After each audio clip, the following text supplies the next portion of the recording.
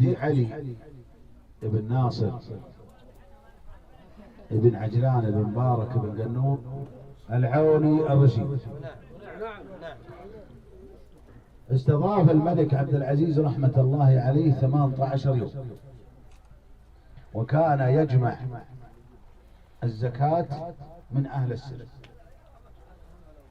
فبعدما مر حوالي 15 أو 16 يوم كان لا يقبل طعام من غير قصور في أهل السر إلا من القنوط. الطعام كان رايح جاي من عنده. وهذه ولله الحمد حنا أول شيء نفتخر فيها إن إمام المسلمين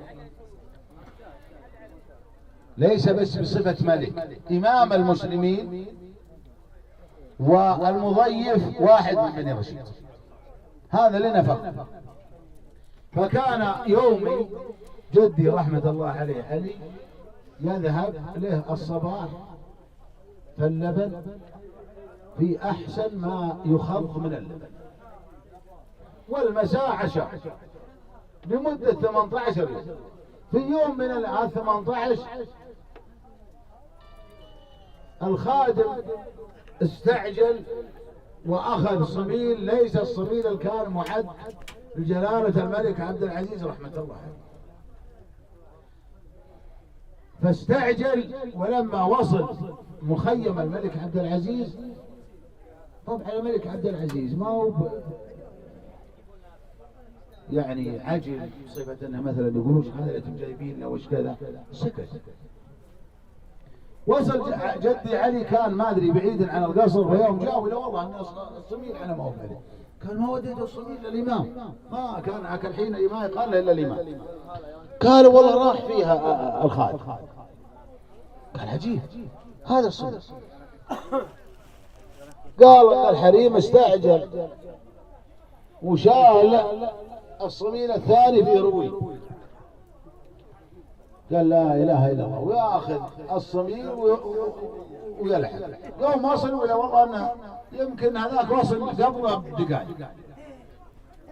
استغرب الملك عبد العزيز جية الاثنين، جية الاول وجية الثاني. فقال له يا ابو ناصر طالت السيرة عليكم، يعني طولنا عليكم 18 يوم بحيث انكم مثلا مليتوا. قال لا والله ما طالت السيرة علينا، ولكن غلط الخادم وحنا كنا نجهز لك على مدة الايام هذه كلها، والله انه اصفى لبن عندنا واحسن شيء جاز لك رجل ويؤخذ مرة. فقال كافو يا بن قنور، والله انكم بحساب اخواني.